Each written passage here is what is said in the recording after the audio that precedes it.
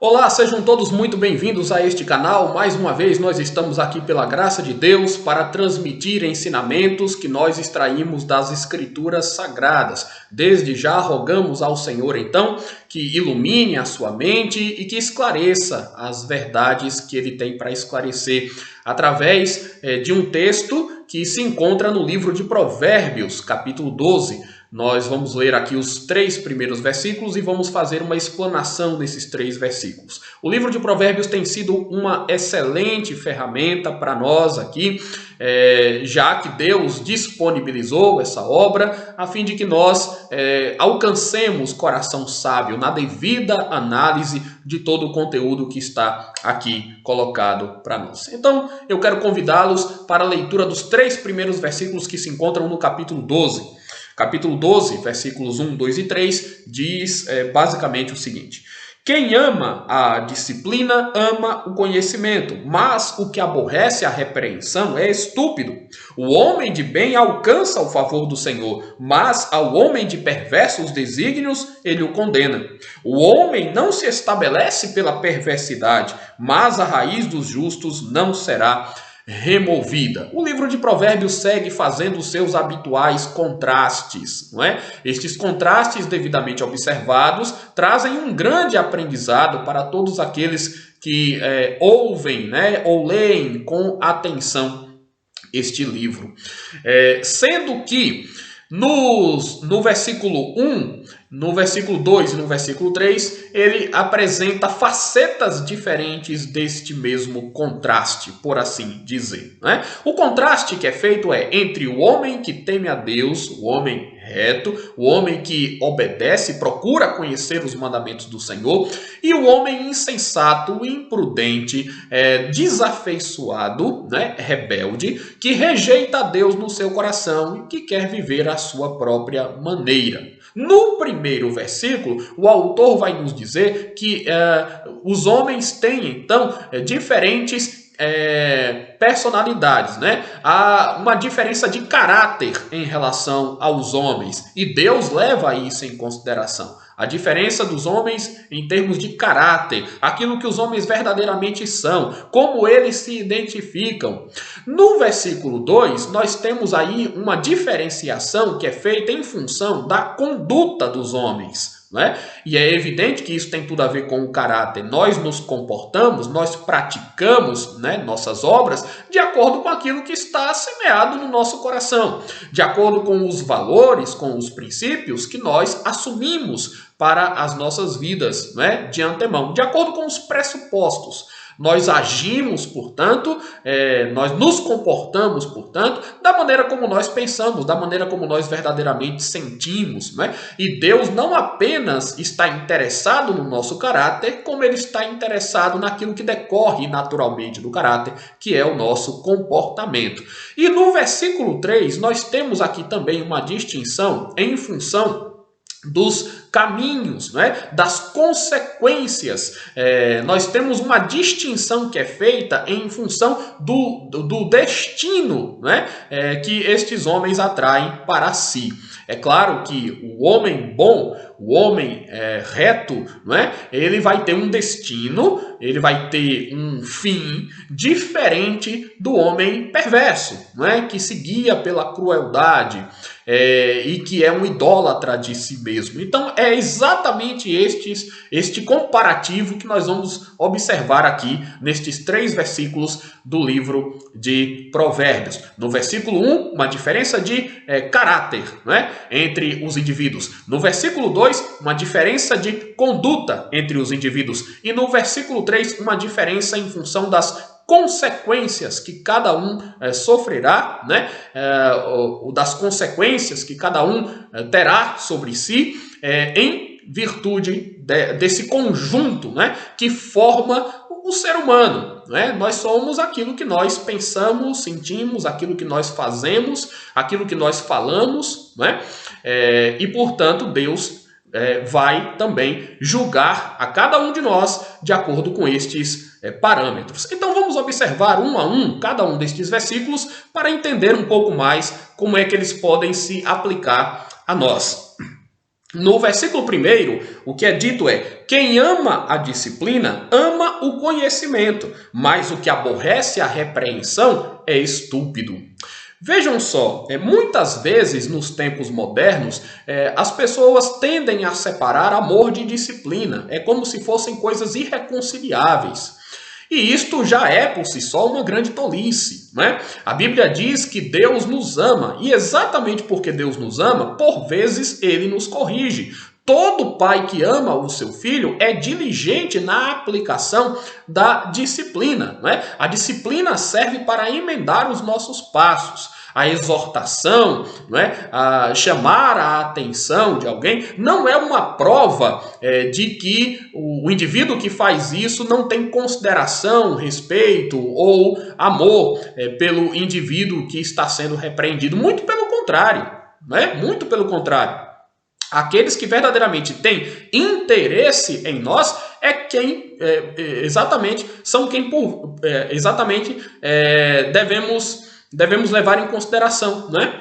Então, aqueles que têm interesse por nós é que fazem estas coisas. E isso nos é demonstrado aqui. Não existe uma dissociação automática, né, entre amor e disciplina. E isso pode ser visto na própria maneira como Deus lida com os seus, na maneira como Deus lida com o seu povo, na maneira como Deus lida com os seus filhos. E isso está muito claro, portanto, nas páginas das Escrituras Sagradas. Você que me ouve, você que é pai, você que é mãe, sabe muito bem que por amor aos nossos filhos, por vezes nós precisamos restringir algo, nós precisamos castigar de alguma maneira, disciplinar de alguma maneira, para que eles entendam o valor das coisas, para que eles não tropecem, não é? Não caiam em alguns enganos, não se equivoquem pelo caminho, não se percam pelo caminho, para que eles sejam homens e mulheres de bem, ou homens e mulheres tementes a Deus. Nós sabemos de todo o esforço, de todo o sacrifício,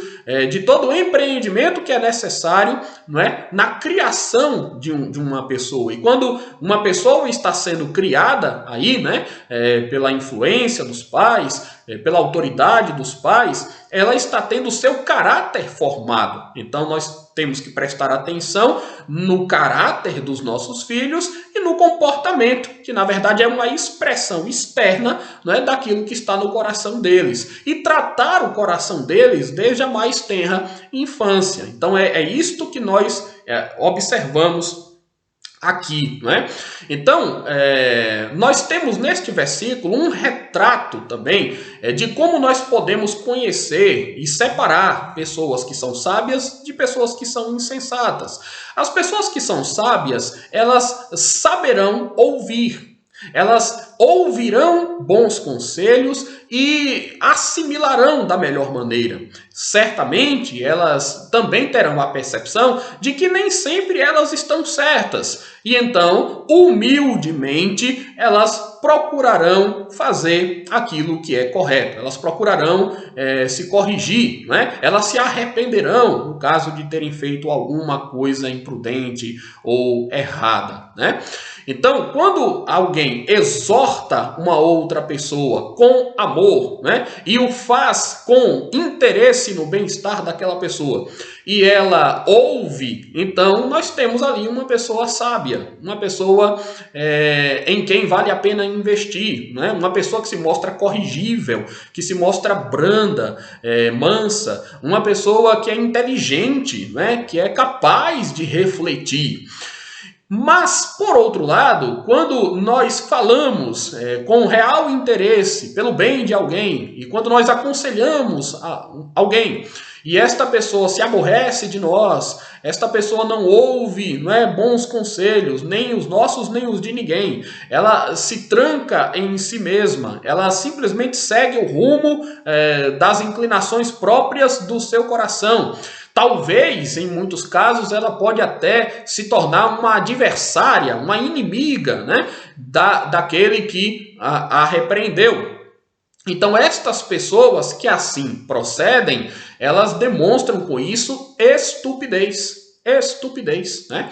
É como diz o autor aqui do livro de Provérbios, né? Quem ama a disciplina ama o conhecimento. Vejam vocês que muitas vezes, não é, as pessoas que foram mais corrigidas pelos seus pais, são justamente as pessoas que mais demonstram verdadeiro amor pelos seus pais depois de crescidas, né? Quer dizer, os filhos, quando atingem outras fases de maturidade, por vezes, são capazes de reconhecer todo o esforço, todo o sacrifício pessoal que os seus pais fizeram para lhe oferecerem uma boa educação. E então estes filhos honram os seus pais e nos seus corações eles nutrem verdadeiro amor por quem os criou, né? Porque os criou com amor, mas também com regras que deveriam ser observadas. Vejam vocês que isso é tão perceptível, que a palavra disciplina, ela é usada também com esta conotação, né? Muitas vezes, quando você se refere a uma pessoa como sendo uma pessoa disciplinada, fulano é alguém disciplinado. O que é que você quer dizer com isso? Você quer dizer que aquela pessoa é confiável. Você quer dizer que aquela pessoa é focada, né? Você quer dizer que aquela pessoa tem compromissos, assume os seus compromissos e os cumpre, né? Então, uma pessoa disciplinada é uma pessoa que cumpre as suas obrigações. É uma pessoa responsável, não é? Então, via de regra, é isto. Por quê? Porque disciplina não tem necessariamente a conotação pesada, né, que nós, por vezes, aí imprimimos. Mas a própria repreensão, né, a própria repreensão verbal, o próprio esforço, né, que alguém faz para alertar o outro de um mal, de um erro, para que o outro seja vigilante, né, para que o outro mude o rumo da sua vida antes que seja tarde demais. Quer dizer, tudo isso está incluso aqui nesta expressão. Então, quem ama a repreensão, quem ama a disciplina, quem ama o bom conselho, quem é capaz de ouvir e se corrigir, é uma pessoa sábia, né? Que ama o conhecimento. Tá? Agora, quando o indivíduo se fecha, né? Quando o indivíduo não ouve, quando ele se aborrece de quem o repreendeu, ele é estúpido. A palavra estúpido aqui, ela no original hebraico significa pastar. Então vejam só o que está sendo dito aqui. É isto mesmo. O indivíduo que não é disciplinado, né? Ou que não ouve a repreensão, ou que reage mal a boas reprimendas, então ele se comporta como um animal irracional. Ele é incapaz de refletir, né? Ele simplesmente fica com raiva, com ressentimento no seu coração. Então, o autor de Provérbios diz que quem aborrece a repreensão é estúpido, né? É um ignorante, porque nós deveríamos amar as pessoas que estão preocupadas conosco. Nós deveríamos amar as pessoas que trazem algum tipo de alerta para nós. As pessoas que querem evitar a nossa derrocada, né? Ou que soframos imensos prejuízos. Então esse é o tom do versículo 1. No versículo 2 ele diz que o homem de bem alcança o favor do Senhor, mas ao homem de perversos desígnios ele o condena. Então aqui agora nós temos uma ênfase na maneira como Deus trata um e outro. Deus é o agente soberano aqui. E é ele quem julga, né? E Deus julga as ações dos homens porque Deus é quem determina o que é certo e o que é errado. Deus é que determina o que é justo e o que é injusto. Deus é quem determina o que é bom e o que é ruim. Se é Deus quem determina estas coisas, né, acima da própria sociedade, acima de qualquer outro mecanismo que nós tenhamos aí de organização, né, nos padrões humanos, né, o tribunal superior é o tribunal de Deus. Então ele é quem julga, né? No final das contas, e em relação também ao destino eterno dos homens, ele é o verdadeiro e o maior de todos os juízes e de todos os reis e de todos os senhores, né, da terra. Então, o que está sendo colocado aqui é que o homem de bem alcança o favor do Senhor. Esse é o contraste. Agora, o homem de perversos desígnios, Deus o condena. Então, é muito importante que os homens entendam o perigo de incorrer na condenação do Senhor. Imaginem o que é, né, receber a condenação de Deus, o castigo de Deus, ser repelido por Deus, ser desprezado. Os homens que desprezam a Deus serão por Deus desprezados. Né? Então imaginem isso. Né? E o autor aqui coloca então que há uma grande diferença entre os sábios e os insensatos, entre os homens tementes a Deus e os homens rebeldes, que agem com rebeldia diante de Deus. Qual é essa grande diferença? O favor do Senhor está sobre os que o amam, sobre os que o temem, mas o castigo de Deus, né, a condenação de Deus sobrevirá àqueles que o rejeitam, né, àqueles que estão alienados de Deus. Então é isso que está sendo colocado aqui. Né? O homem de perversos desígnios. É um sujeito que fica criando estratégias malignas, né? É um sujeito que é movido por ódio, é um sujeito que intenta o mal contra o próximo, né? Há uma falha de caráter, vejam, que consequentemente gera uma conduta condenável e que acaba então sendo penalizada por Deus, né?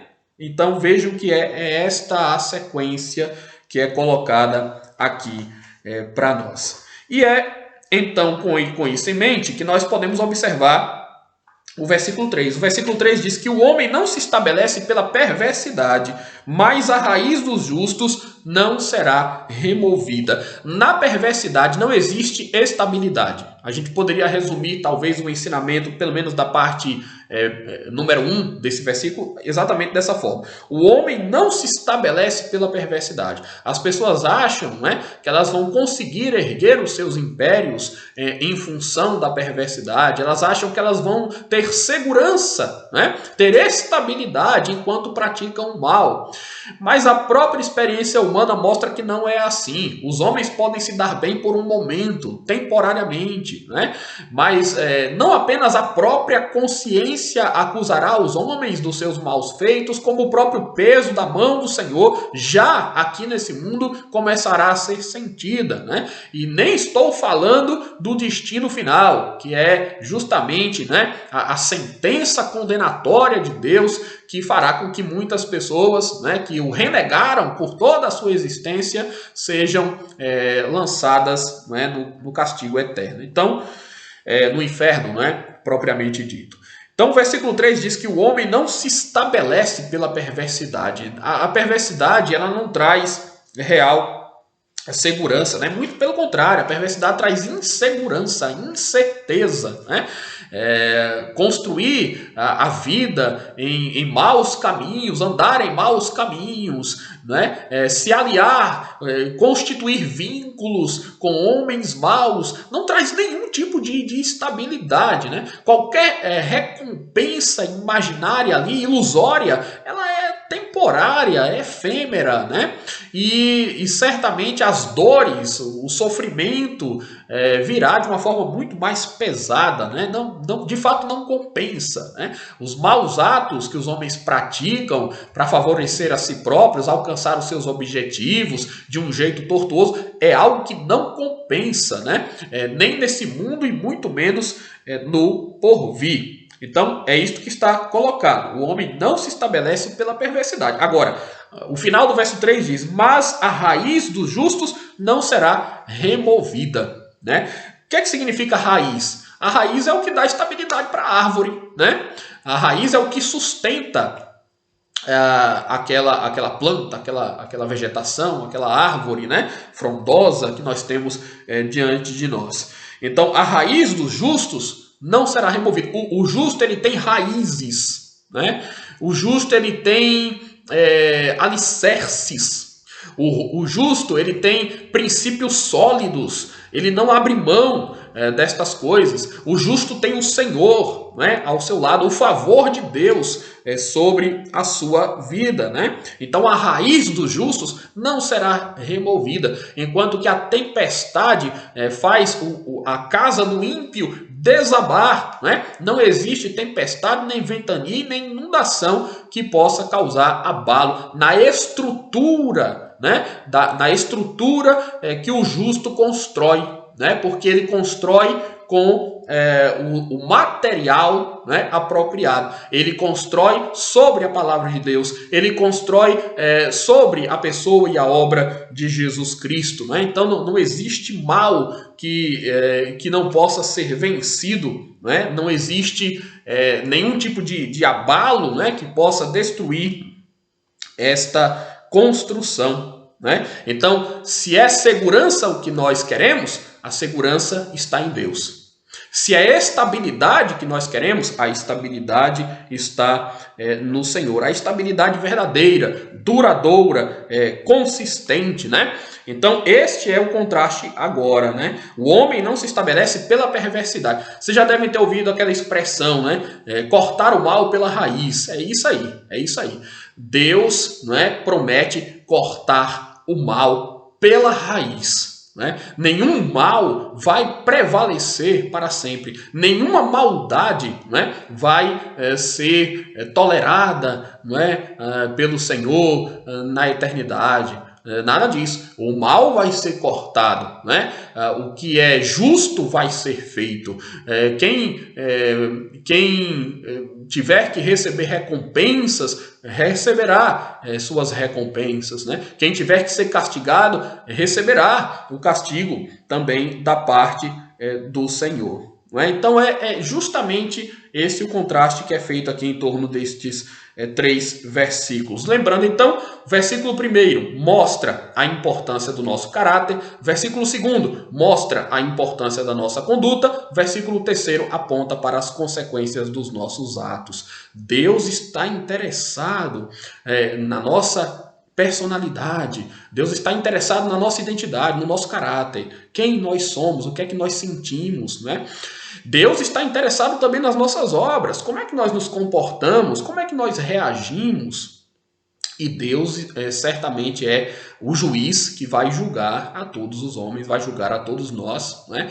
E Ele é quem vai apontar o caminho, Ele é quem vai dar o destino, o último final, né? Para aqueles que andaram na retidão, para aqueles que andaram na perversidade. Então vamos ouvir atentamente a palavra do Senhor, vamos pedir a Deus que quebrante o nosso coração, que nos faça, que faça com que nós nos voltemos para Ele, né? Com esperança e sabendo que em Cristo Jesus nós, aqueles que creem nele, são mais do que vencedores. Que o Senhor assim muito te abençoe.